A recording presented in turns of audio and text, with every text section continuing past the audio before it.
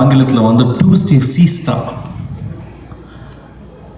அதாவது ஒரு செவ்வாய்க்கிழமையினுடைய மதிய தூக்கம் அப்படிங்கிற கதை வந்து ஒரு தாயும் அவருடைய குட்டி குழந்தை, ஒரு 6 வயசு 7 வயசு குழந்தை ஒரு ஊருக்கு போகிறாங்க. அந்த ஊரில் போயிட்டு ஒரு சர்ச்சில் தன்னுடைய மகனுடைய கல்லறை எங்கே இருக்குன்னு கேட்டு போகிறான் அந்த தாய். அப்போ அந்த பாதிரியார் சொல்கிறார் வந்து அந்த ரெஜிஸ்டரை கொடுத்து அதில் சைன் போட சொல்கிறாரு. அந்த தாய் சைன் போடுறான்.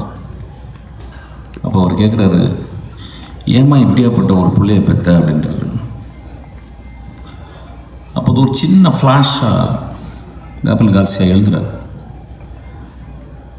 அந்த மனிதன் அந்த மகன் அந்த ஊருக்கு வந்திருக்கான். ஒரு நாள் இரவு ஒரு கதவை உடைக்கிறான். அந்த வீட்டுக்குள்ள ஒரு பெண் தனியா இருக்கிறாள். அவளுக்கு தெரிஞ்சிருச்சு யாரோ ஒரு திருடன் வந்து கதவை உடைக்கிறான்னு. நல்ல மழை வேறு. அந்த பெண் ஒரு துப்பாக்கி எடுக்கிறான். அந்த துப்பாக்கி எப்படின்னா வந்து ஒரு 100 வருடங்கள், ஒரு 50 வருடங்கள் யூஸ் பண்ணாத ஒரு துப்பாக்கி. யாரோ தாத்தாவோ யாரோ உள்ள வச்சுருக்காங்க. அது மட்டும் தெரியுது. சின்ன வயசுலேருந்து பார்த்தாங்க. அந்த துப்பாக்கி தொட்டதே கிடையாது. துப்பாக்கி கண்டா பயங்கர பயம். வேறு வழி இல்லாமல் உள்ளே வந்தவன் ஒரு வேளை கொன்னுறான், திருடிட்டு ஒரு வேளை கொண்டுட்டானா என்ன பண்ணுறது அப்படின்னு ஒரு பயத்தில், அவன் யாருன்னு தெரியல, அவன் துப்பாக்கி எடுத்துகிட்டு போய் அந்த கதவுக்கு நேராக நிற்கிறான். கை உதறது. சார் யாரும் பேசுறீங்க சார் ப்ளீஸ். கை உதறது. அந்த கதவை உடைச்சிட்டு வந்தால் எவ்வளோ உயரத்தில் வருமா எவ்வளோ அப்படின்ற மாதிரி அவன் வயிற்றை நோக்கி அந்த துப்பாக்கியை அப்படியே காட்டிக்கிட்டே இருக்கான். கை உதறது. அப்போ காபில் கார்சியா எழுதுறாரு, அந்த கை உதறலுக்கு காரணம் பயம், 28 வருடங்கள் தனிமை அப்படின்னு எழுதுறாரு.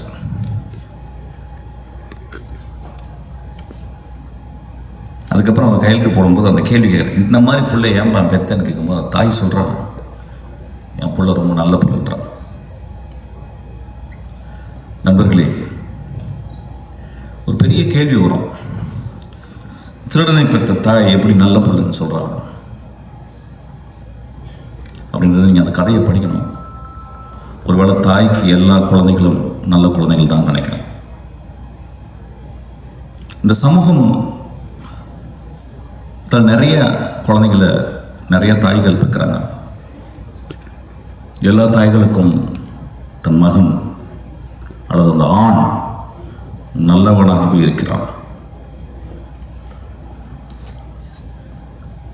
கை உதறலுக்கு காரணம் தன்னை கொலை செய்து விட போகிறான் ஒருவன் அப்படின்ற பயம். அதுக்கப்புறம் 28 வருட தனிமை அப்படின்றார். அது ஏன் அந்த இடத்துல எழுதுறான்னு தெரியல. அந்த மாதிரி ஒரு தனிமையான பெண் தான் இந்த கொட்டுக்காளி. ஆக்சுவலாக கீழே வந்து ஒரு சப்டைட்டில் போட்டுருக்காங்க, ரொம்ப எனக்கு உடன்பாடே இல்லை. an adamant girl. Instead of that they would have put an adamant society அப்படின்னு போட்டுக்கணும்னு நினைக்கிறேன். இந்த சென்னையில் வந்து கிட்டத்தட்ட வந்து ஒரு 95 விழுக்காடு 96 விழுக்காடு வந்து இங்கே இருக்கவங்க எல்லாருமே கிராமத்துலேருந்து வந்தவங்க, என்ன உள்பட. இங்கே வந்து முதல்ல மனப்பாடம் பண்ணுறது பஸ் நம்பர்களை, இப்போ யாரும் மனப்பாடம் பண்ணுறதில்ல. அதுக்கப்புறம் பீச்சுக்கு போகிறது, அதுக்கப்புறம் இந்த நகரத்தினுடைய உடைகள், அது பர்டிகுலர் ஜீன்ஸு, ஷூ போடுறதுக்கு வந்து கால் பழகணும், ஏன்னா கால் விரல்கள் விரிச்சுக்கிட்டு இருக்கும். இதெல்லாம் சேர்ந்து ஒரு 10 வருடத்தில் நாம் வாழ்ந்த பிறந்த வளர்ந்த இடத்தை விட்டு நடமாடிக்கொண்டிருக்கும் இந்த நகரத்தில் நாம் ஒரு நகரவாசிகளாகவே வாழ்ந்து கொண்டிருக்கிறோம். இங்கே வந்தோடனே வேற ஜாதிகள் மறக்கப்படுகிறது, மதங்கள் மறக்கப்படுகிறது, நம்மளுடைய குற்றங்கள் மறக்கப்படுகிறது, நம்ம நல்லதெல்லாம் மறக்கப்படுகிறது. இங்கே பக்கத்தில் இருக்கிறவன் வந்து ஒரு நெய்பர் தான், ஒரு அண்டை வீட்டுக்காரன் தான். இங்கே யார் தாய் தந்தையா யாருமே பழகிறது கிடையாது. ஒரு கிராமம் அழிக்கப்படுகிறது. ஏதோ ஒருவன் அந்த கிராமத்திலிருந்து வெளியே வராமையே இருந்து கொண்டு இந்த கிராமத்தின் மூலம் இந்த உலகத்தை பார்க்கும் ஒரு தகுதி படைத்தவனாக, ஒரு மகா கலைஞனாக இருக்கிறான். ஏன்னா அவனுக்குள்ள எப்பயுமே அவனும் ஜீன்ஸ் போட்டு அவனும் ஷூ போட்டாலும் அவன் ஒரு என் கிராமத்தில் இருக்க வேல்யூஸ் தான் இந்த உலகம். காப்ரியல் கார்சியா மார்க்கோஸ் சொன்ன அந்த கிராமம் தான் என்னுடைய கிராமமும் இந்த கொட்டுக்காளி வளர்ந்த கிராமமும் நம்புகிறான். அந்த கிராமத்தை விட்டு அவன் கடைசி வரைக்கும் வெளியே வரதே இல்லை. ஏன்னா அவனுக்கு அது ஒரு பெரிய முழுமையாக தெரியுது. அப்படி முழுமையாக தெரிந்த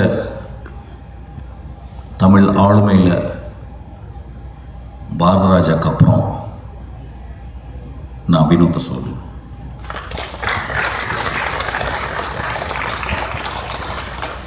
ஒரு திரைப்படம் எதுக்காக எடுக்கப்பட்டது அப்படின்னா, நிறைய பேர் என் அசிஸ்டன்ட் கேட்பேன், எதுக்குடா எனக்கு தெரிஞ்சு 250 அசிஸ்டன்ட் என்னை விட்டு போயிருக்காங்க. ஒரு வருஷத்துக்கு கிட்டத்தட்ட ஒரு 3000 அசிஸ்டன்ட் டேரக்டருக்காக வர்றவங்களை நான் சந்திக்கிறேன். கொஞ்சம் கூட சோம்பேறித்தனம் படாமல் அவங்கள்ட்ட கேட்குறேன், எதுக்குப்பா நீ சினிமாவுக்கு வர்ற அப்படின்னு. அது இன்வேரியபிளாக என்ன ஆன்சர் இருக்கும் அப்படின்னா, சார் நான் சாதிக்கணும் சார், ஏதாவது ஒன்று பண்ணணும் சார் நான் அப்படின்னு சொல்லுவோம். அந்த கிட்டத்தட்ட எல்லா வெர்ஷன்ஸும் ஒரே மாதிரி இருக்கும். இல்லை சார் என்கிட்ட ஒரு கதை இருக்குது சார், நான் ஒன்று பண்ணணும் சார். இப்படி தான் இருக்கும். அப்படி தான் நானும் வந்தோம், லிங்கசாமி வந்திருப்பார், சங்கர் சார் இப்படி தான் வந்திருப்பார், எல்லாருமே மணிரத்னம் எல்லாருமே தான் வந்தோம்.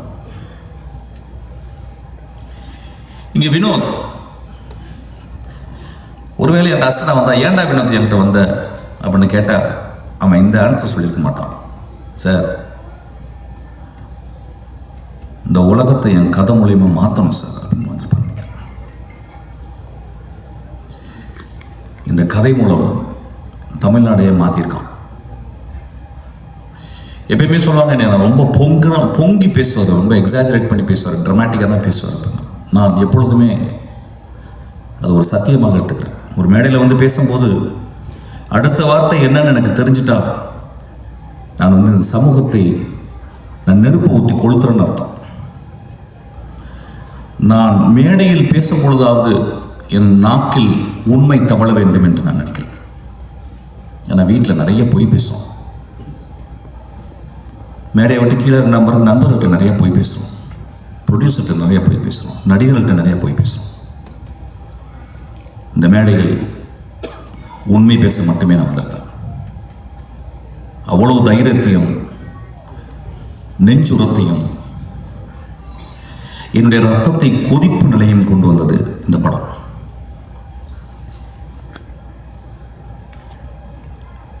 இந்த படம் நிறைய படம் வரும்போதெல்லாம் நான் நிறைய பேசியிருக்கேன்.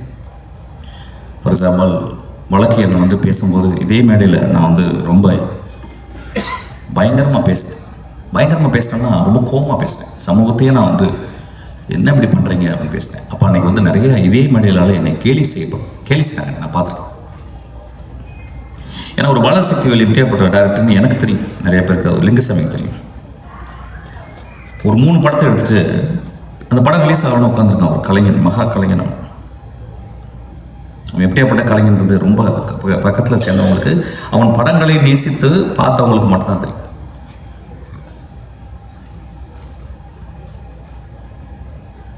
இந்த படத்தில் இது எதுக்கு கொட்டுக்காளின்னு வச்சான்னு தெரியல, எனக்கு நிறைய மீனிங் என்னமோ போகுது. நான் ரொம்ப நாளைக்கு முந்தி சிவகார்த்திகனுடைய படத்தில் ஒரு பூஜை அன்னைக்கு ஒரு நாள் ஒரு சாப்பாடு சாப்பிட்டு இருக்கும்போது பக்கத்தில் ஒருத்தன் வெள்ளை பேண்ட் போட்டு ஒரு கிராமத்தில் இருந்த ஒரு பையன் மாதிரி உட்காந்துருந்தான். அறிமுகப்படுத்தினான், யாரா நீ தம்பி அப்படின்னு. சார் நான் தான் சார் வினோத். அப்படின்னா யார்ப்பா? இல்லை சார் நான் கூழாங்கல். அப்படியே ஆமாம் ஏதோ பேசிக்கிட்டு இருக்காங்க நான் சொல்லுவேன். சரி என்னப்பா அந்த படம் ரிலீஸ் ஆகுதா இல்லையா? இல்லை சார் ஆயிரும் சார். ஓ அப்படியா, சரி என்ன படம் எடுக்கிற, அடுத்து என்ன பண்ண போகிறேன்? இல்லை சார் நான் ஆரம்பிச்சிட்டேன் சார். நான் சொல்கிறேன் கொஞ்சம் மெதுவாக எடுப்பான்னு வாய் எடுக்கிறேன், கொஞ்சம் மெதுவாக இல்லை சார் நான் படம் ஆரம்பிச்சிட்டேன். அப்படி யாருப்பா மியூசிக்கு பாருங்கள், எவ்வளோ ஒரு programmed way of asking or chatting with another director. நான் கேட்குறேன், யாரா மியூசிக் அப்படின்னு. அப்படி சொன்னால் யாருமே மியூசிக் இல்லை சார். எனக்கு பயங்கர கோவம் வந்துருச்சு, பெரிய மயிறு மாதிரி பேசுகிறேன், நான் முடிச்சேன். அப்புறம் நான் வந்துட்டு வீட்டு ஆஃபீஸ்க்கு வந்தோடனே அசிஸ்டன்ஸ் கூப்பிட்டேன். அதே இது மாதிரி ஒருத்தர் பார்த்துட்டேன், ஒரு பொறுக்கி கருப்பாக வந்தேன், அந்த மாதிரி இருந்தான், பெரிய மாதிரி என்கிட்ட வந்து நான் யாரா மியூசிக்னு கேட்குறேன். அவன் சொல்கிறான் யாருமே இல்லை சார் அப்படின்றான். அப்படிலாம் எடுத்துகிட்டு வரீங்கடா அப்படின்னு. நான் ஏதோ நல்லது சொல்கிற மாதிரி நான் அசிஸ்டன்ஸுக்கு சொன்னேன். இந்த படத்தை பார்க்கும்போது தான் தெரிஞ்சுது என்னை வினோத் செருப்பு கழட்டி அடிச்சிருக்காங்க. நல்ல டைட்டில் கிடச்சிச்சு ஆக்சுவலி இன்னைக்கு. அவன் நிஜமாகவே என்னை செருப்பு கழட்டி அடித்தான். நான் எல்லாரையும் செருப்பு கழட்டி அடித்தானே என்னை வெளியே போய் பயங்கரமாக திட்ட ஆரம்பிச்சாங்க டேரக்டர்ஸ்லாம். அதை எப்படி பேசலாம், நாமளும் படம் தானே எடுத்துக்கணும், அதனால் நான் மட்டும் எடுத்துக்கிறேன். என்னை மட்டும் வினோத் செருப்பை கழட்டி அடித்தான். இந்த விழாவுக்கு வரும்போது நான் காலையில் மனசு பேசினேன். ஏன்னா இப்போ நான் 2 படம் பார்த்துட்டேன். ஒன்று மாரியுடைய வாழை பார்த்துட்டேன். அது ஒரு வாரம் பைத்தியமாக இருந்தால் அன்றைக்கி நைட்டு ஃபுல்லாக பைத்தியமாக இருந்து ஃபுல்லாக எழுதி அசிஸ்டன்ட் டேரக்டர்லாம் தூங்காமல் உட்காந்து ஒரு 3 பேஜில் ஒரு லெட்டர் எழுதி வரும் ரொம்ப நாளில். இப்போ அதுக்கு முடித்து அந்த பைத்தியம் முடியும் தீர்றதுக்குள்ளேயும் இந்த பைத்தியம், இது பைத்தியம் இல்லை, இது பேயே பிடிச்சிச்சு எனக்கு.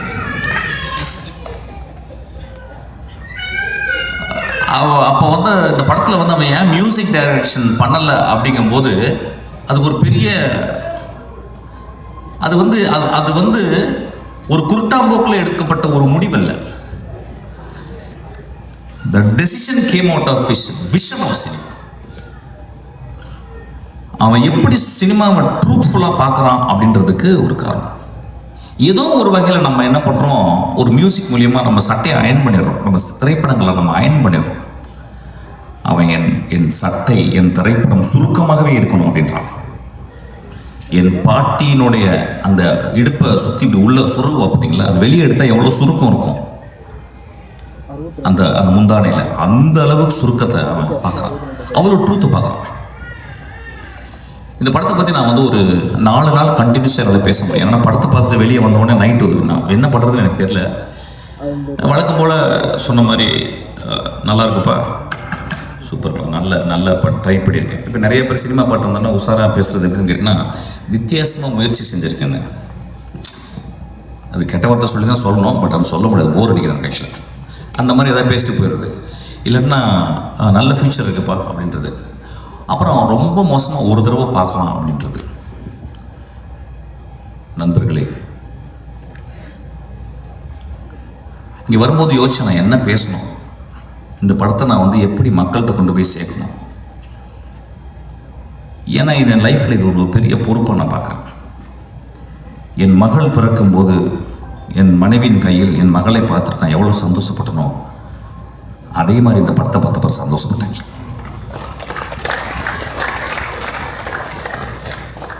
இந்த படத்தை பற்றி மக்கள்கிட்ட கொண்டு போய் சேர்க்குறதுக்கு என்னென்னா நிறைய பல்ட்டி குட்டிக்காரனெல்லாம் அடித்தாச்சு. யூஸ்வலாக நான் நிறைய பேசியிருக்கேன். இந்த படம் மக்கள் வந்து எல்லாரும் பார்க்கணும்னா நான் அவுத்து போட்டு கூட நிற்கிறதுக்கு தயாராக இருக்கீங்க இந்த இடத்துல. ஏன்னா அப்படி தான் உரைக்கும். கைத்தட்டலாமே கொஞ்சம். ஒரு குத்து டான்ஸு, நேக்கட் டான்ஸ் இங்கே ஆடலான் இருக்கு. இந்த படத்தை பாருங்க அப்படின்னு நான் நேக்கட் டான்ஸ் ஆடி நீங்கள் பார்த்தீங்கன்னா என்ன ஆவீங்க, அதை எக்ஸ்ட்ரா புஷ் பண்ணி நீங்கள் அப்படி அந்த படத்தை போய் பாருங்கன்னு சொல்லலாம். இந்த கொடுமை எப்படின்னு கேட்டிங்கன்னா, இந்த தமிழ் சமூகத்தில் வந்து அது இந்திய சமூகத்தில் வந்து ஒரு நல்ல படத்தை பார்க்குறதுக்கு, நல்ல படம்னா அப்படின்னா ரொம்ப ஃபிலாசபிக்கலான கொஸ்டின் அது. ஆமாம், நான் 2 நிமிஷம்லாம் பேசலாமா, 2 மணி தான் பேசுகிறேன். இடக்கு முடக்க அதை பேசினா பிரச்சனை ஆயிடும் உனக்கு.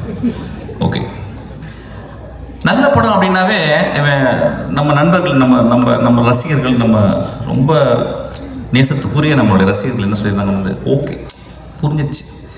அதாவது வந்து பாலசக்திவேலு, மிஷ்கின், ராம், வெற்றிமாறன் இவங்களும் நல்ல படம் சொல்லிட்டா கொஞ்சம் பார்த்தே போவோம் அப்படின்ற மாதிரி கொஞ்சம் யோசிச்சு போவோம். ஏன்னா சினிமா பார்க்க வர்றதே அவுத்து போட்டு ஆடுறதை பார்க்குறதுக்கு தான். சினிமாவுக்கு நிறைய பேருக்கு ஆடுறது, அதாவது இன்னும் என்கிட்ட பேசுகிறாங்க, அந்த சார் அந்த குத்துப்பாட்டு ஒன்று போட்டிங்களே சார், அது மாதிரி இன்னொன்று போடுங்க சார். நான் என்ன போட தான் செய்ய முடியும். நண்பர்களே, ஒரு மார்க்கெட்டுக்கு போகிறோம், ஒரு குழந்தைய கூட்டிகிட்டு, ஒரு பெண் குழந்தைய கூட்டிகிட்டு ஒரு கத்திரிக்காய் எடுக்கிறோம். எங்கள் அம்மா சின்ன வயசில் எனக்கு கத்திரிக்காவை எப்படி வாங்குவது அப்படின்னு சொல்லி கொடுத்துருக்காங்க. ஒரு சவுச்சவை எப்படி பார்த்து வாங்கணும்னு சொல்லி கொடுத்துருக்காங்க. ஒரு பழத்தை வந்து தட்டி பார்த்து, அந்த பழம் தட்டி பார்த்து பழுத்திருக்கான்னு பார்த்து வாங்க சொல்லியிருக்காங்க. ஆனால் நம்ம சமூகத்தில் ஒரு கலைப்படைப்பை மட்டும் வெகுஜன சினிமாவாகவே மட்டுமே பார்க்க பழகிருச்சு. இன்னைக்கு 16 வயதில் எடுத்த ஓடுமானே டவுட் வந்துருச்சு. என் ஆதங்கத்தை இங்கே கொட்டி தீர்க்கவில்லை. இந்த படத்தை நான் மக்கள்கிட்ட கொண்டு போய் எப்படி சேர்க்கிறதுன்னு யோசிச்சுட்டே இருக்கேன். இப்போ இந்த நகரத்தில் இருக்கவங்க எல்லாருமே நினச்சிருக்காங்க நம்ம எல்லாமே சிட்டி பேஸ்டு. அவங்க சொல்கிறாங்க இது கிராமத்து கதை. ஐயா, இது என் தாயின் கருவறை ஐயா. இந்த படம் என் மகளின் யோனி ஐயா. இந்த படம் பாலசக்தி சொன்னா இந்த மாதிரி படமே பார்த்தது இல்லைன்னு. இந்த மாதிரி படத்தை பார்க்கவே போறது இல்லையா? இந்த மாதிரி படத்தை நான் பார்க்கவே போறதில்லை. இந்த படத்துக்கு முன்னாடி நான் என் படைப்புகள் என்னுடைய சினிமா அப்படின்றத நான் கீழே குனிஞ்சு அவன் காலை முத்தமிடுவேன். அந்த அளவுக்கு அந்த படத்தை பண்ணியிருக்கான். உங்களுக்கு ப்ரூவ் பண்ணணும்னா வினோத கூட்டிங்க நின்று அவன் காலை முத்தமிடுறேன். நான் இளையராஜா காலை முத்தமிட்டிருக்கேன். நான் இளையராஜா காலை என்றைக்குமே தொட்டு கும்பிட்டதில்லை. நான் உதட கொண்டு போய் தொடுவேன். ஆக்சுவலி 2வது மனிதனாக இளையராஜாக்கு அப்புறம் அவன் கால்களை நான் முத்தமிடுவேன்.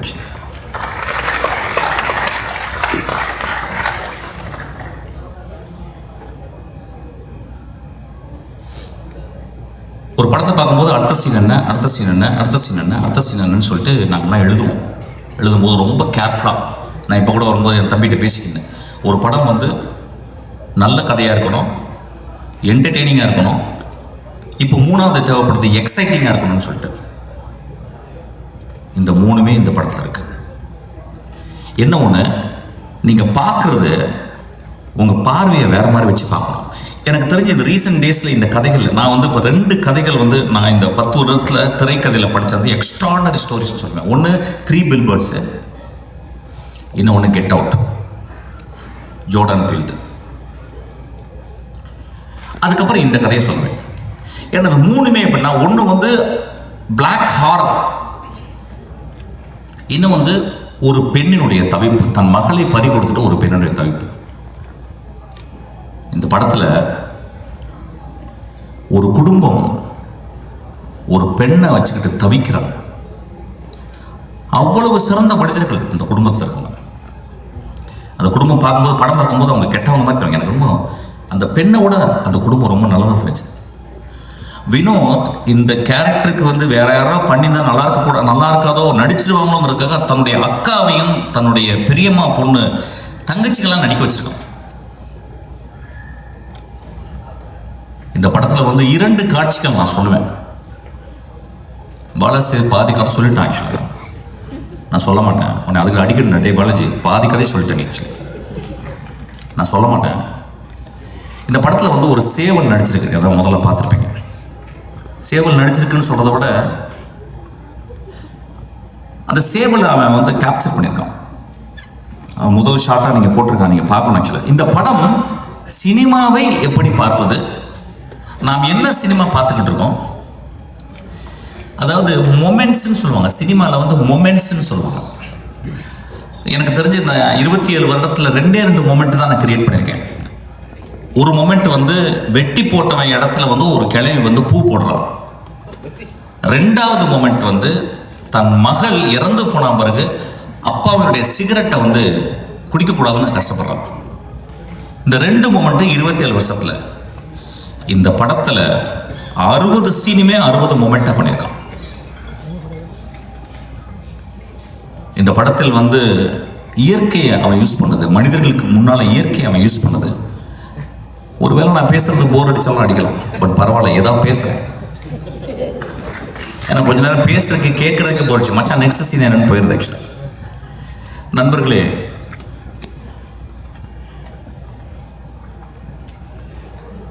ஒரு நல்ல கதை, ஒரு நல்ல கதாசிரியர் தோற்கப்படவில்லை, சமூகத்தால் கொலை செய்யப்படுகிறார். ஒரு நல்ல கதையும் ஒரு நல்ல கதாசிரியரும் அவ்வளவு பேரன்போட ஒரு சமூகத்துக்கு இந்த கதையை எழுதலாம். பீச்சில் ஒரு பங்களா, மிக வசதியான காரு, அதுக்கப்புறம் 100 வருஷத்துக்கு வந்து சொத்து அப்படின்னு இல்லாம இந்த கதை பண்ணா சமூகத்தின் இதயத்தை கொஞ்சோண்டு தொற்றுலாம் அப்படின்னு வினோத் பண்ணியிருக்காங்க.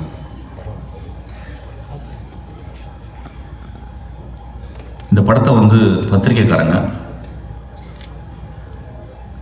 எல்லா படங்களுடைய திறப்பு வாசல்களை திறந்து வைக்கிறது பத்திரிக்கையாளர். அவங்க படம் வந்து பார்ப்பாங்க. பார்த்துட்டு எனக்கு தெரிஞ்சு எல்லா நல்ல படங்களையும் அவங்க வந்து ஆறத்தழுவி மொத்தம் கொடுத்துருக்காங்க. இந்த படத்துக்காக வினோத்துக்கு இந்த பத்திரிகையாளர்கள் கோயில் கட்டணும்னு நான் கேட்குறேன். இந்த சமூகம் ஒருவேளை அவன் கொலை செய்து விடலாம். அந்த கொலையிலிருந்து தப்பிக்க வச்சது சிவகார்த்திகேயன். சிவகார்த்திகேயன் ஒரு லீடிங் ஆக்டர், கடுமையான உழைப்பாளி. சிவகார்த்திகேயனால இந்த படத்தில் நடிக்க முடியாது. ஏன்னா ஒரு மிகப்பெரிய ரசிகர்கள் கூட்டம் வந்துருச்சு.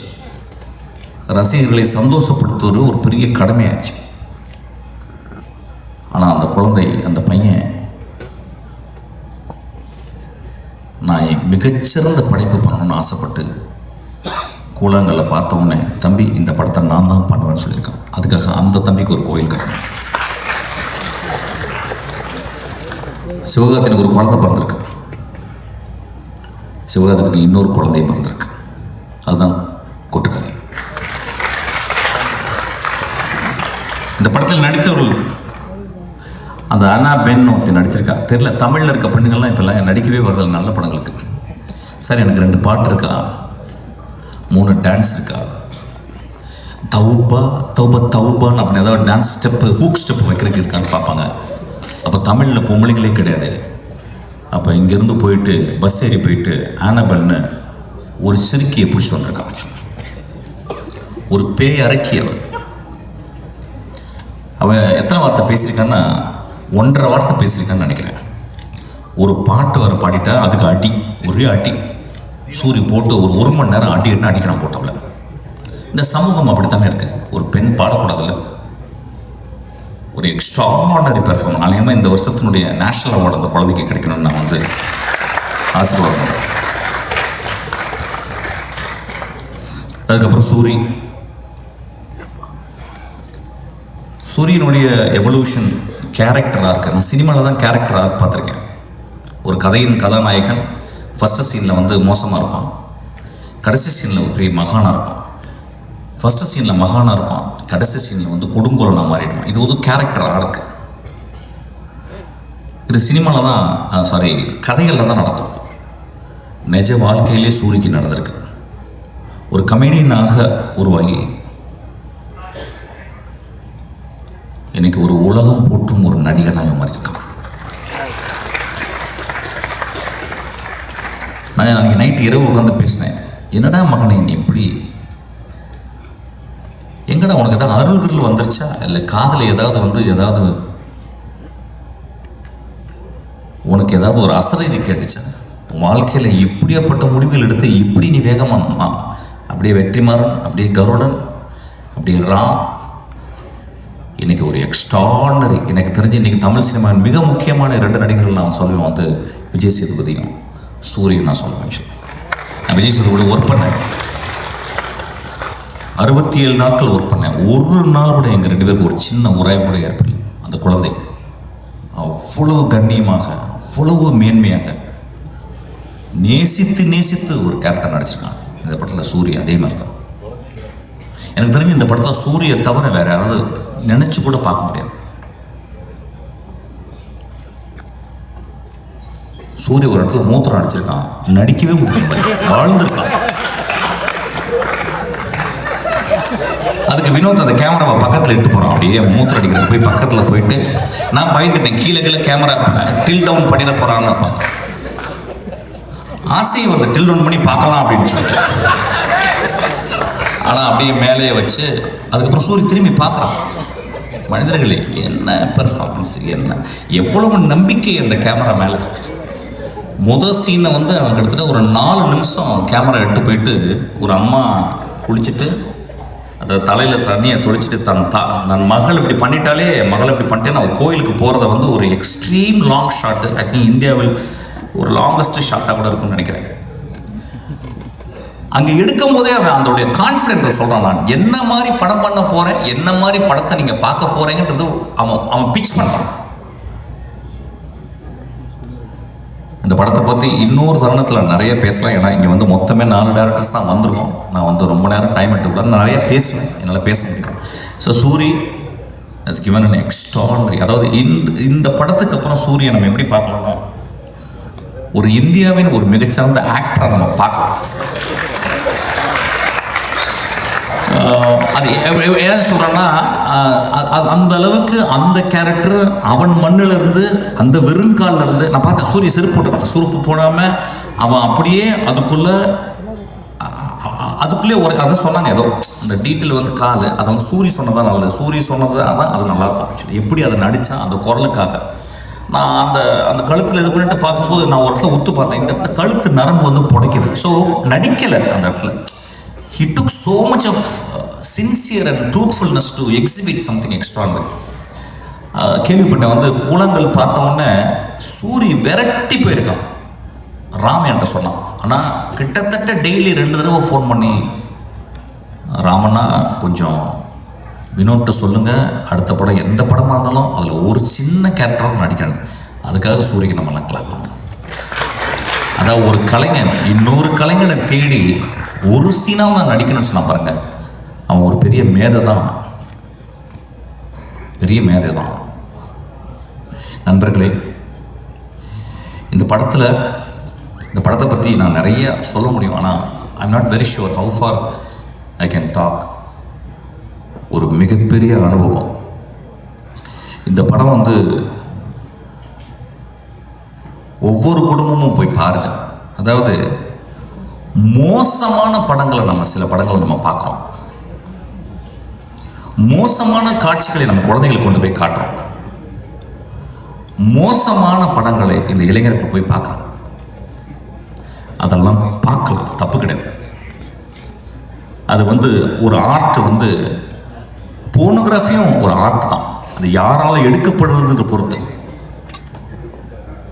ஆனால் இந்த படம் இந்த தமிழ் சமுதாயத்தை, எனக்கு தெரிஞ்சு இதை விட ஒரு பொலிட்டிக்கலான படம் தமிழ்நாடு வந்திருக்கான்னு எனக்கு தெரியல. இதை விட ஒரு பொலிட்டிக்கலான படம், அந்த ஏரியா நான் பேச வேணான்னு யோசிக்கிறேன். ஏன்னா இங்கே பொலிட்டிக்கல் படம்ன்றது வந்து வேறு கருத்துக்களோடு உழவுது. ஆனால் ரொம்ப அமைதியாக ஒரு பொலிட்டிக்கல் படத்தை, மோஸ்ட் பவர்ஃபுல் பொலிட்டிக்கல் ஃபிலிமை வினோத் அசால்ட்டாக எடுத்திருக்கான். நண்பர்களே, நான் மீண்டும் கேட்குறேன், இந்த படத்தை நீங்கள் எல்லாரும் பார்க்கணும். பத்திரிக்கையாளர் இந்த படத்தை பற்றி மேன்மையாக எழுதணும். இந்த பத்திரிக்கையாளர்களுடைய மனசாட்சி நான் சொல்லுவேன். இந்த படத்தை நான் தேவராஜெல்லாம் நான் பார்த்தேன், 25 வருடம் நான் பார்க்குறேன். தேவராஜன் சினிமாக்காகவே வாழ்ந்து ஒரு கலைஞனாக, அதாவது ஒரு பத்திரிகையாளனாக இல்லாமல் ஒரு கலைஞனாகவே வாழ்ந்துருக்கேன். இப்போ நான் என் தம்பியை பார்த்தேன், அவன் வந்து எனக்கு குழந்தை பந்துருச்சன்னா அப்படின்னு சொன்னான்.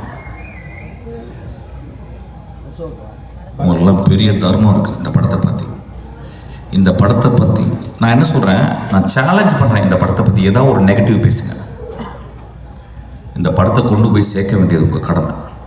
ஐயா, இது வந்து உங்கள் தாய் மடி ஐயா, இந்த மடியை நீங்கள் தான் பத்திரமா பார்த்துக்கணும். நான் ரசிகர்கள், சினிமாவை நேசிக்கும் ரசிகர்கள், ஒவ்வொரு தடவையும் சினிமா ரசிகர்களால், அந்த தாயுள்ளம் கொண்ட ரசிகர்களால் கண்டுபிடிக்கப்பட்ட மகா ஆளுமைகள் தான் பாரதராஜா, மணிரத்னம், பாக்யராஜ், பாலச்சந்தர், பாலா, வெற்றிமாறன், ராம், பாலாஜி சக்திவேல், இவங்கெல்லாம் மகா உன்னதமான படைப்புகளை கொடுத்து மக்களுடைய அங்கீகாரம் பெற்று நீங்கள் தொட்டில் போட்டு தாளாட்டி இன்றைக்கி இவ்வளோ பெரிய ஆளாக இருக்கிறாங்க. அந்த மாதிரி தங்கத்தில் ஒரு தொட்டில் கட்ட வேண்டிய என் குழந்தை வினோத். கடைசி விவசாயி பார்த்துட்டு வந்து நான் அவ்வளோ கஷ்டப்பட்டேன். தியேட்டரில் 4 பேர் தான் இருந்தாங்க. ஒரு மகா உன்னதமான படைப்பது. அதுக்கு கேட்டால் என்ன சொல்கிறாங்க, ஏன் சார் ஃபாஸ்ட்டாக இல்லைன்றாங்க. ஐயா, ஏன் ஒரே நாளில் குழந்தை பிறக்கக்கூடாது? ஏன் இயற்கை 10 மாதம் ஒரு தாயை சுமக்க வச்சிச்சு? ஏன் என்னுடைய பாட்டி மெதுவாக நடந்து போகிறாள்? என் தந்தை இப்போ போன வாரம் இறந்து போனார். கை அப்படியே அவர் அந்த பாடியை குளிப்பாட்டும் போது நான் பார்த்தேன். அப்படி கையெல்லாம் சூம்பி போயிருந்துச்சு. அப்படியே அந்த குளிக்கல வைக்கும்போது நான் அப்படியே பார்த்துக்கிட்டே இருந்தேன். அந்த மண்ணை அள்ளி போடும்போது அந்த வாய்க்குள்ள தான் போச்சு. என்னை முத்தம் கொடுத்த, என்னை பார்த்து எப்பொழுதும் புன்னகை புரிந்த அந்த வாய்க்குள்ள அந்த மண்ணு போனதை நான் பார்த்தேன். நான் பார்த்த உலகத்தில் என் வாழ்நாளும் மிக முக்கியமான ஷாட்டாக அதை நான் பார்க்குறேன். நான் சொல்கிறது கொஞ்சம் கூட வெக்கப்படல. அந்த மாதிரி ஒரு 600 ஷாட்டு, 600 ஷாட்டில் மொத்தமே 150 ஷாட்டு, உண்மையும் தெய்வத்தன்மையும் தாய்மையும் கொண்ட படம் தான் அந்த படம். தயவுசெய்து கைவிட்டுறாதீங்க. சும்மாவாவது போய் பாருங்கள். ஒரு சிகரெட் வந்து ஒரு சிகரெட் பாக்கெட் எவ்வளோப்பா? சிகரெட் பாக்கெட் இன்னைக்கு கிங்ஸு தெரியாது, நீ அடிக்க மாட்டியா? நீ மனசுனே கிடையாது. யார் எவ்வளோ சிகரெட் பாக்கெட்? 200 ருபீஸுங்க ஒரு சிகரெட் பாக்கெட்டு. ஒரு சிகரெட் பாக்கெட்டில் 20 சிகரெட் இருக்கா? 10 இருக்கு. 10 நாள் போச்சுன்னு அர்த்தம் உங்களுக்கு. 10 சிகரெட் கொடுத்தா 10 நாள் போச்சு. நான் சிகரெட் நிப்பாட்டிட்டேன். இப்போ 10 நாள் ஜாஸ்தி ஆயிடுச்சு. ஒரு குவார்ட்டர் வந்து அது 150 ரூபாலேருந்து 200 ரூபா. அது 1 வருஷம் போச்சு. இதுக்கெல்லாம் செலவு பண்ணுறோம்ல. சாமிக்கு போய் நம்ம அவ்வளோ செலவு பண்ணுறோம், அவ்வளோ உண்டியல் காசு போடுறோம், அவ்வளோ டொனேஷன் கொடுக்குறோம்ல. வினோத் தான் என் சாமி. அவன் எடுத்தது தான் வந்து கடவுள். தயவுசெய்து போய் பாருங்கள். நண்பர்களே, இந்த வாழ்க்கை ரொம்ப அலாதியானது. இந்த வாழ்க்கையில் நம்ம என்னெல்லாம் முடிஞ்ச வரைக்கும் நல்ல விஷயங்கள் பண்ணுறோம் அப்படின்றது ரொம்ப முக்கியம். அதில் ஒரு நல்ல விஷயந்தான் கொட்டுக்காலை நீங்கள் போய் தரிசிக்கிறது. அந்த காளி உங்களை ஆசீர்வாதம் செய்வார். நன்றி.